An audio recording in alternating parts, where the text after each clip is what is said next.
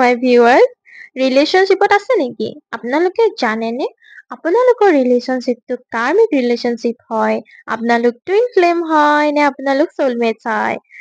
আপোনালোকে জানেনে karmic relationship মানে কি, টুইন ফ্লেম মানে কি বা সোলমেটছ মানে কি? বলক আমি জানো। মেক্সিমাম মানুহৰ এইটো কুৱেশ্যনে থাকে যে মই তেওঁক বা তাইক বহুত ভাল পাইছিলো, তেওঁ মোৰ লগত ইমান বছৰ থাকিলে, ইমান টাইম থাকিলে, তাৰপিছতো তেওঁ মোক চিট কৰি বা ধোকা দি গুচি গ'ল। এনেকুৱা কিয় হ'ল? এনেকুৱা ৰিলেশ্যনশ্বিপ বিলাককে কাৰ্মিক ৰিলেশ্যনশ্বিপ বুলি কয়।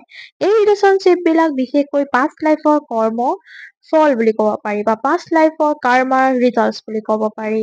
এনেকুৱা ৰিলেশ্যনশ্বিপত আপোনালোকে ইজনৰ সিজনৰ মাজত এইকাৰণে ডিপলি কানেক্ট হয় যাতে আপোনালোকে এটা লাইফত শিক্ষা পাব পাৰে।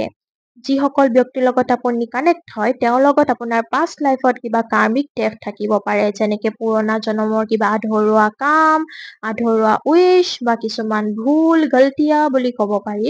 সেইবিলাক এইটোত লাইফত আপুনি শুধৰণি কৰে বা প্ৰমিছেছ থাকিলে সেইবিলাক সম্পূৰ্ণ কৰিবলৈ চাই, ইজনে সিজনৰ মাজত কিবা দিব লগা থাকিলে সেইখিনি আপোনালোকে আদান প্ৰদান কৰে। এনেকুৱা ৰিলেশ্যনশ্বিপবোৰ প্ৰায় ইণ্টেন্স হয়, ইম'চনেলি ষ্ট্ৰং হয়, কিন্তু বেছি টাইমলৈকে স্মুথলি চলি থকা চান্সেছটো বহুত কম থাকে। কাৰণ এনেকুৱা ৰিলেশ্যনশ্বিপ বিলাকে আপোনাক শিক্ষা দিবলৈ আহে, না কি সদায় কাৰণে আপোনাৰ লগত থাকিবৰ কাৰণে। আপোনাক বহুত ধোকা দিয়ে বা আপোনাৰ লগত ইমান টাইম থকাৰ পিছত লয়েল হোৱাৰ পাছতো চিট কৰি দিয়ে। মেক্সিমাম টাইমত কাৰ্মিক ৰিলেশ্যনশ্বিপে আপোনাক গ্ৰ'থ আৰু চেল্ফ ৰিয়েলাইজেশ্যনৰ কাৰণেই আহে। এই প্ৰচেছটো বহুত পেইনফুল হয় বা বহুত দুখ লগা হ'লেও আপুনি এই প্ৰচেছটো থ্ৰুৱে যাবলগীয়া হয়।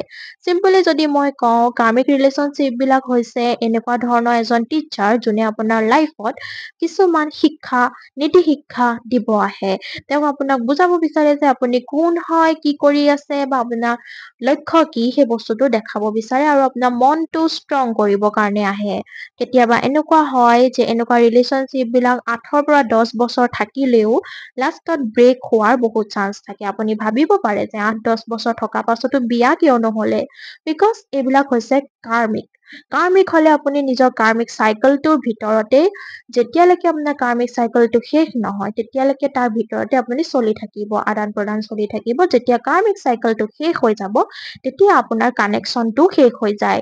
আৰু মেৰিজ হলেও 20%হে মেৰিজ হোৱাৰ চান্স থাকে আৰু হলেও ডিভোৰ্চ হোৱাৰ হাইলি চান্স থাকে। এতিয়া জানো বলক টুইন ফ্লেম হয় কি? টুইন ফ্লেম ৰিলেশ্যনশ্বিপটো জানিবৰ বাবে আপোনালোকে মোৰ পাৰ্ট 2 ভিডিঅ'টো চেক কৰক।